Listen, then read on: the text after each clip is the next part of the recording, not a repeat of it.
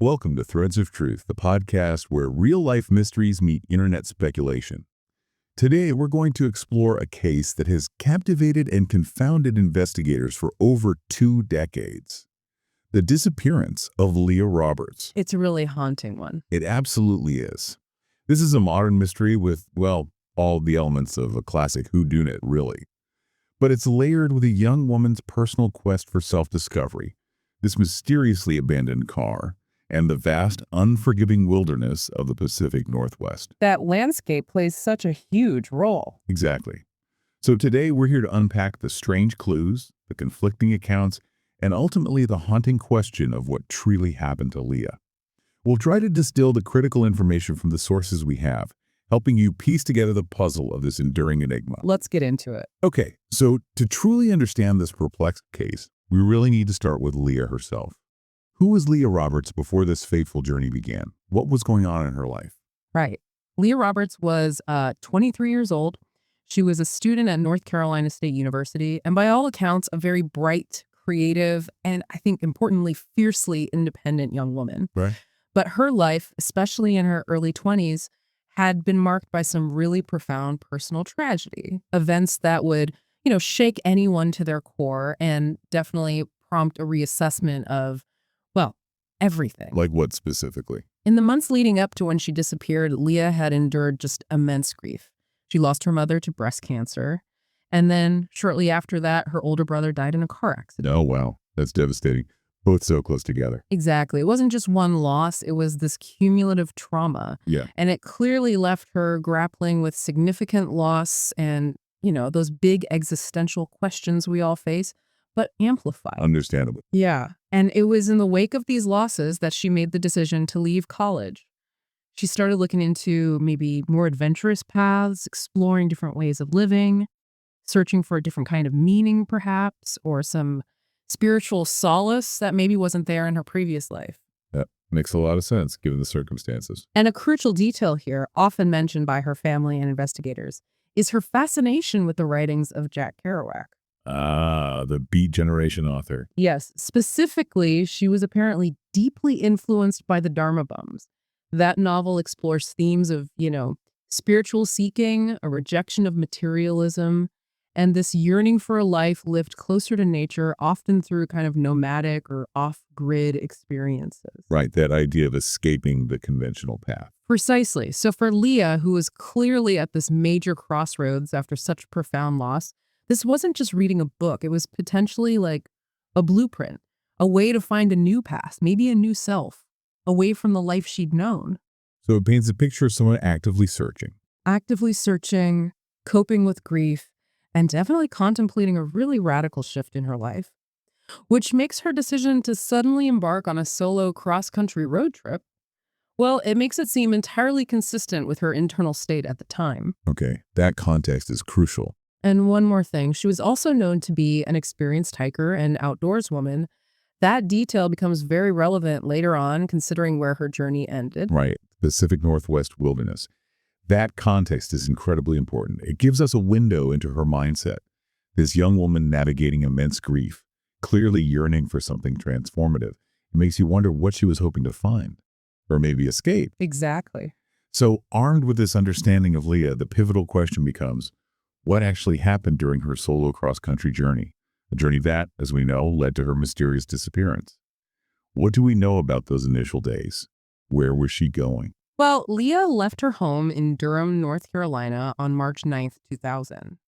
And what's interesting right away, and adds that first layer of mystery, is that she didn't explicitly tell her friends or family her precise destination. Just heading west. Basically, yeah. She indicated she was generally heading towards Washington State. That lack of a specific itinerary suggests, spontaneity, maybe a journey of discovery rather than a pre-planned arrival. Makes sense with the Kerouac influence. It does. Now, the timeline of her initial journey is largely tracked through her credit card activity. Between March 9th and March 13th, these transactions give us a pretty clear digital breadcrumb trail. So we know her route, more or less. We know she was consistently driving westward, yes. Her purchases included stays at motels along the way, gas, food, The usual things you'd expect on a cross-country drive, albeit a solitary one. Okay, so a clear path for those first few days. A clear path until March 14th. That's the most critical piece of this early timeline. Her last confirmed sighting was on that day. She was seen on CCTV footage at a gas station in Ellensburg, Washington. Ellensburg. Okay. And the footage showed her. Yes, it confirmed her presence alone at that gas station. This sighting is absolutely crucial because it marks the definitive end of her known movements. After this point, nothing. Her digital footprint just vanishes. Her trail goes completely cold. Just like that. From Ellensburg onwards, it's a blank. A complete blank. We know where she was, what she was doing up to that moment at the gas station, and then, unsettlingly, silence. Until, of course, that baffling discovery 4 days later. It's like she literally drove off the map right there in Ellensburg. And it's precisely at that point, after March 14th in Ellensburg, that everything stops. Her known movements cease, the digital footprint vanishes, and what follows is this period of just unsettling silence, broken only by, as you said, a truly baffling discovery just 4 days later. The abandoned vehicle. The Jeep. Exactly. The Jeep Cherokee becomes the absolute epicenter of this mystery. So how was her car found? And what were the immediate peculiarities? Because there were quite a few, right? Oh, definitely.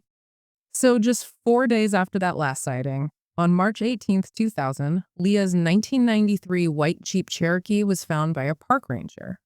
And it wasn't just parked somewhere obvious. Where was it? It was discovered crashed at the bottom of a steep embankment on a remote logging road near Mount Baker, deep within the North Cascades National Park in Washington. Wow. So really out there. Incredibly isolated, dense forest, notoriously challenging terrain.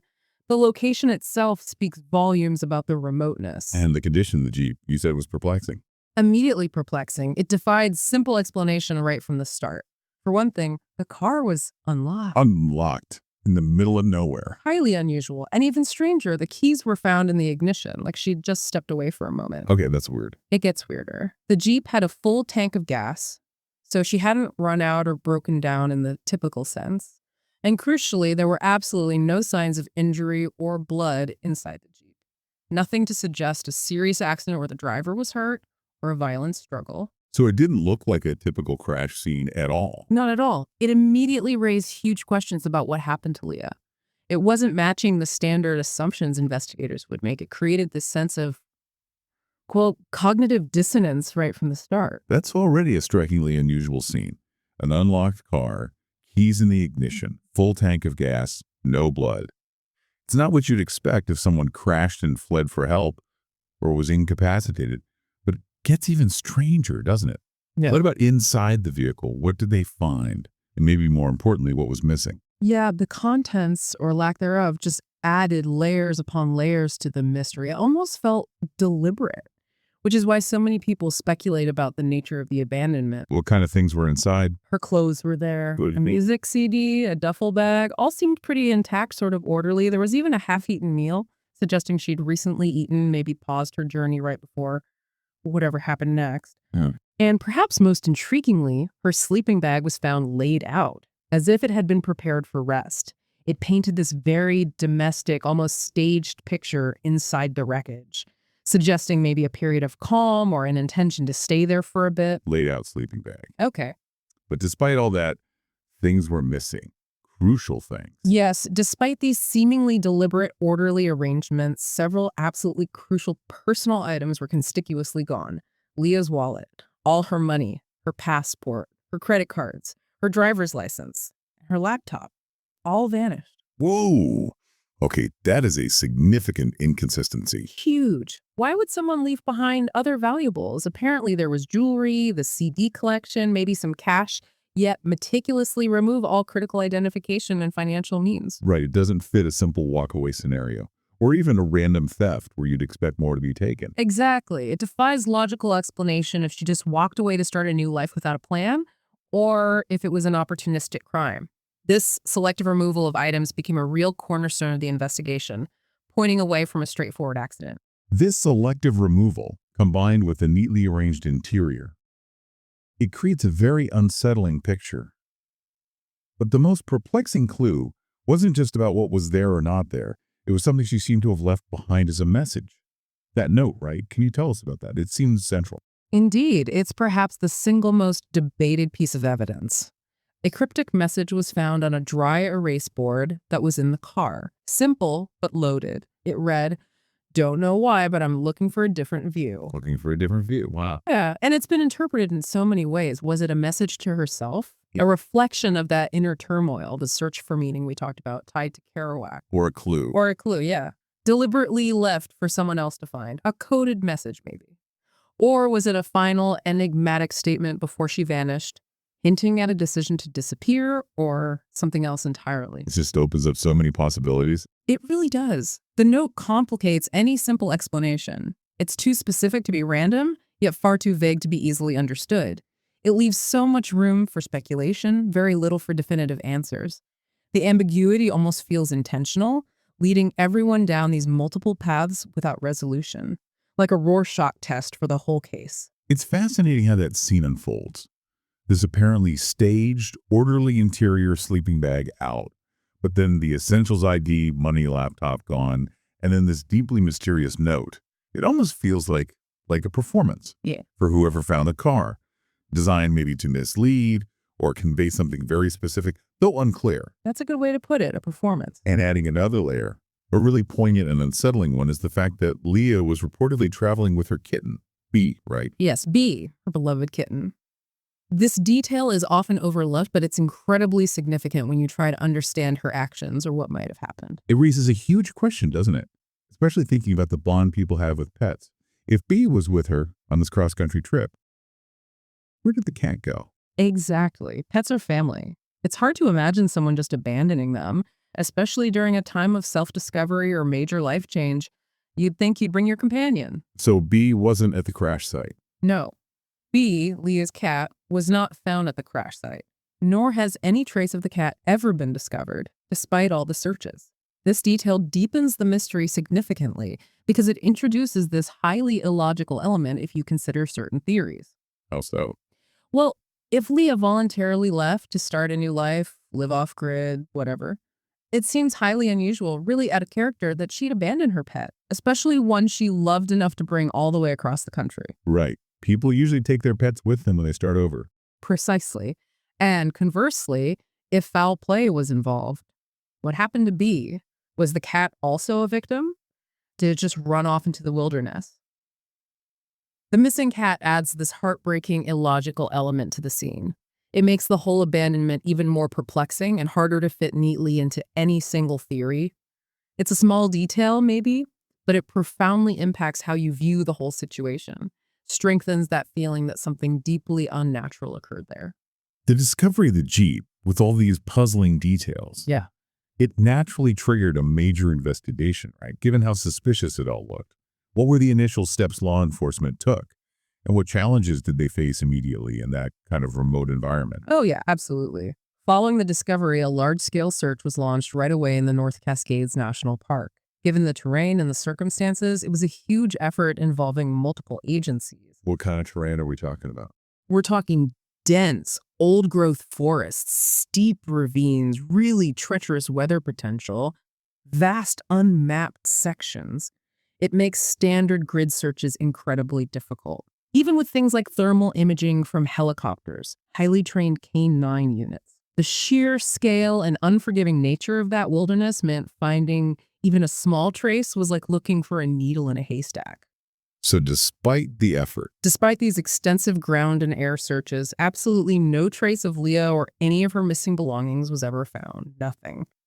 The immediate efforts yielded zero concrete answers. It was like she just vanished into thin air right there. and the investigation itself, beyond the search, any leads?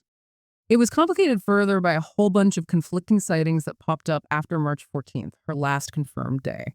Several people claimed they'd seen Leah in various places across Washington, sometimes days or even weeks after the car was found. Were any of those confirmed?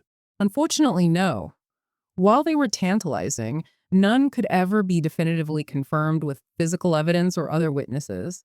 So they remained these unverified leads, constantly fueling speculation, but not providing any solid direction for the investigation. Frustrating. Very. And one anonymous tip in particular claimed she'd been seen with a man in a restaurant. That detail, though unconfirmed, has really stuck in people's minds and fueled a lot of the speculation about her final moments.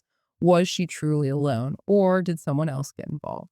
It's incredible how a remote setting can both preserve a scene like the Jeep, yet make searching for a person almost impossible. And adding another layer. Hmm. There's that strange detail before the trip even started, right? This Ah. mysterious George figure. Ah, yes, George. That's another really puzzling thread that suggests this whole thing might have been more complex than just a spontaneous road trip gone wrong. What was the deal with George? Apparently, a man identified only as George left a cryptic message on Leah's answering machine back in North Carolina before she even left.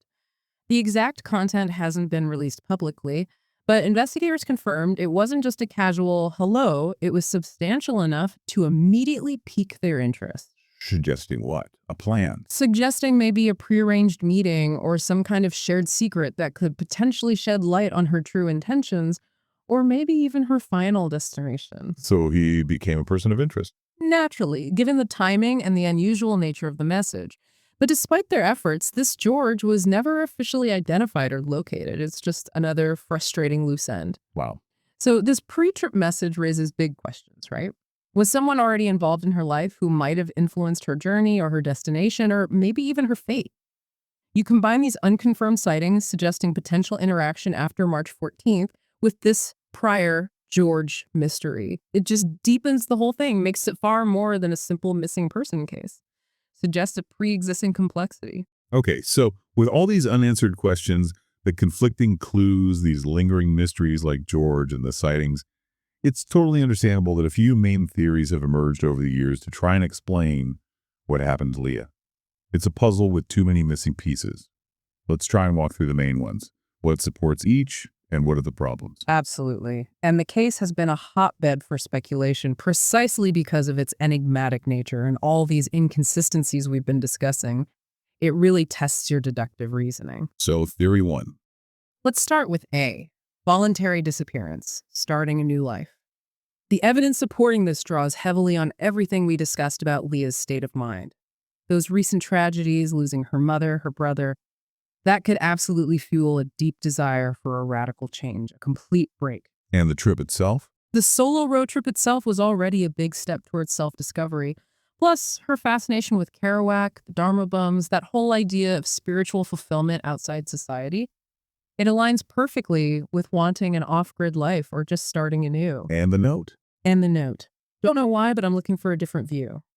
I mean, that directly supports the idea of seeking a new perspective, a different existence. On the surface, it feels like a personal declaration. Okay, so that seems plausible on one level, but what are the holes in that theory? Because there are big ones. Oh, huge ones, which is why many people, especially her family, find it hard to accept. The single biggest counter-argument is the complete lack of any contact with her family or friends. For over 2 decades now. Right. Just vanishing completely seems unlikely for someone described as close to her family. Exactly, especially a family already grieving. To inflict that kind of prolonged pain seems inconsistent with her known character. Also the cat, Bia.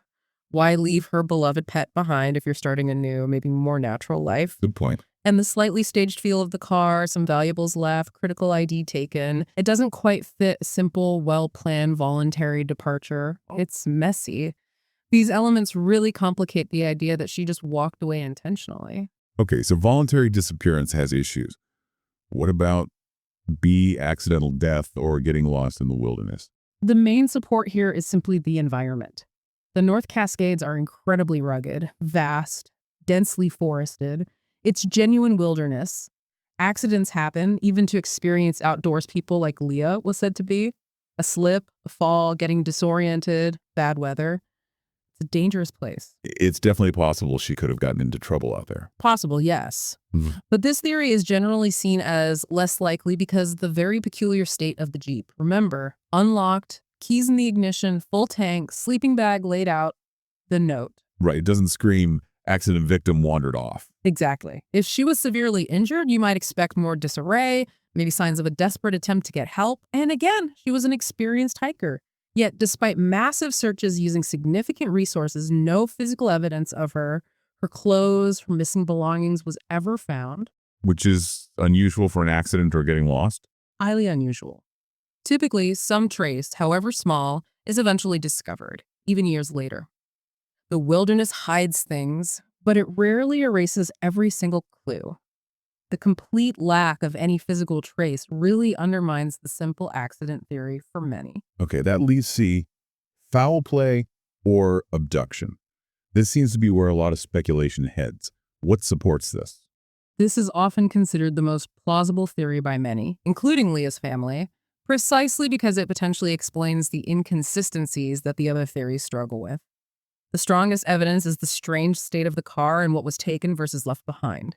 The selective theft. Yes. Wallet, money, passport, cards, laptop gone, jewelry, CDs, other items left. That strongly suggests an outside party who knew what was valuable or traceable or what they needed. It doesn't look like random theft. It feels more targeted. And the staged appearance. The car appearing deliberately staged, as we discussed sleeping bag out, keys in could easily be seen as an attempt by a perpetrator to mislead investigators, make it look like she left voluntarily or had a minor mishap, buying them time. And the other clues? The sightings, George. The anonymous tip about seeing her with a man, plus the George mystery. They further hint at the possible involvement of another person near the end. And the lack of struggle in the Jeep doesn't rule out foul play. She could have been lured out, incapacitated quickly, abducted away from the vehicle, or even knew her attacker. So, strong circumstantial evidence for foul play. What's the biggest challenge for this theory? The heartbreaking lack of direct evidence, that's the main hurdle. There's no body, no confession, no definitive forensic linked DNA, fingerprints tying someone to the scene or to Leah's disappearance. Without that concrete proof, it remains impossible to conclusively establish foul play, leaving the specific how and why agonizingly elusive. Law enforcement needs more than strong suspicion. Right. That lack of hard evidence is key. What about D-stage disappearance, sort of a variation on the others? Yeah, you could see it as a subset, focusing specifically on that deliberately staged feeling of the Jeep scene. The orderly interior, the specific missing items, the note, it all suggests someone arranged it that way intentionally. But who arranged it? Well, that's the question. If the staging was done by Leah herself, it means she intentionally left the car like that to mislead everyone and vanish. But again, why the cryptic note? Why take ID but leave other things? And crucially, why zero contact ever again with her family? It seems like an incredibly complex, risky, and emotionally cruel way to disappear, especially given her background. Highly improbable for most people. Okay. And it wasn't Leah who staged it. Then, if the staging was done by another party, it points directly back to foul play. Someone else intentionally arranged the scene, maybe after harming or abducting Leah specifically to throw off the police, make it look like she chose to leave or had an accident, misdirecting the investigation. This explanation aligns quite well with the peculiarities of the scene, especially the selective nature of the missing items. It implies planning and a definite intent to obscure the truth. It's so clear that every theory has these major strengths but also significant weaknesses. None of them perfectly explain all the bizarre details, the sheer number of contradictions, what was found, what was missing, the note, the cat, the sightings, Georgia. It's what makes this case incredibly frustrating for investigators, agonizing for her family, and, frankly, endlessly fascinating for us trying to understand. It really highlights the challenge of these unsolved cases. Absolutely. It's a textbook example of an enduring mystery where the pieces just don't quite fit together neatly. This raises a really important question. What are the lasting impacts when a case like Leah's remains unsolved for so long, over 2 decades now?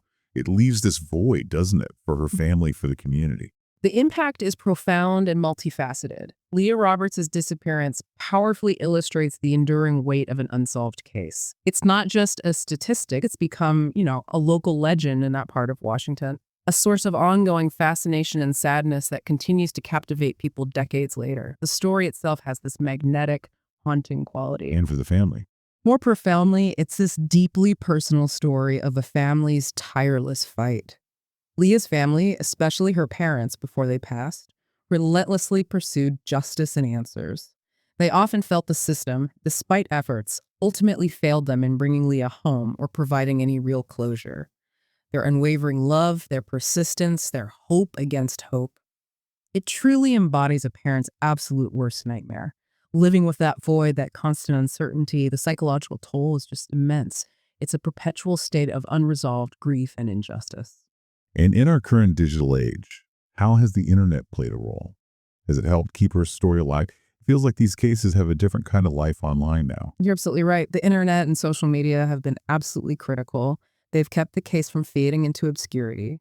Online forums, dedicated websites, true crime communities, they act like virtual cold case squads sometimes. New theories emerge, potential leads get discussed, sometimes by amateur sleuths, sometimes by people sharing potentially relevant information. So it keeps the conversation going. It keeps the conversation going and ensures public awareness long after official efforts might naturally slow down due to a lack of new evidence. This online engagement reflects, I think, a collective human need for closure and understanding, especially when a young life vanishes so mysteriously. It lets the community participate in the search for answers, and occasionally it does generate tips that prompt official re-examination. Interesting. Ultimately, the threads of truth in Leah's case are just tangled in this incredibly complex web. You have conflicting evidence like early official suggestions of an accident versus the family's strong belief in foul play. You have the cryptic note offering a potential clue versus the frustrating lack of any other definitive clues. It's a heartbreaking reality that the full truth of what happened to Leah might genuinely be lost forever to that vast wilderness. But the story endures. The story endures. And her family's relentless pursuit of justice continues to resonate deeply. Her story serves as this powerful meditation on grief, the desire for a fresh start, and that enduring painful hope that answers might still surface even after all this time. It reminds us how profoundly one missing person can impact so many lives. The disappearance of Leah Roberts is truly a mystery that has haunted a community for over 2 decades. A young woman vanishes on a solo journey of self-discovery. Her Jeep is found crashed and abandoned with that strange note, and her family is left with a lifetime of pain and just unanswered questions. It's deeply tragic. The threads of truth are tangled in conflicting evidence, a grieving family's unwavering pain, and a justice system that, for them at least, has struggled to provide definitive answers. Was she the victim of a terrible accident? Was it murder cleverly covered up? Or did she somehow choose to disappear into a new life, perhaps inspired by the very authors she read? The full truth, it might be lost to us, but her story and her family's fight for answers certainly will be forgotten. No, it won't. What do you think happened to Leah Roberts? Does the foul play theory seem most compelling based on the evidence, or do you lean towards another explanation? We'd love to hear your thoughts. Join the conversation on our social media platforms using hashtag ThreadsOffTruth and hashtag Leah Roberts. Please do share your perspectives. In our next episode, we look into the mysterious case of Brandon Hashcraft. Another disappearance, this one entwined with small-town secrets, unanswered questions, and whispers of danger. Another compelling case. Thank you for joining us for this exploration. Don't forget to like, subscribe, and leave a review for Threads of Truth wherever you listen. Your support helps us continue to shed light on these unsolved cases and search for the truth, one thread at a time.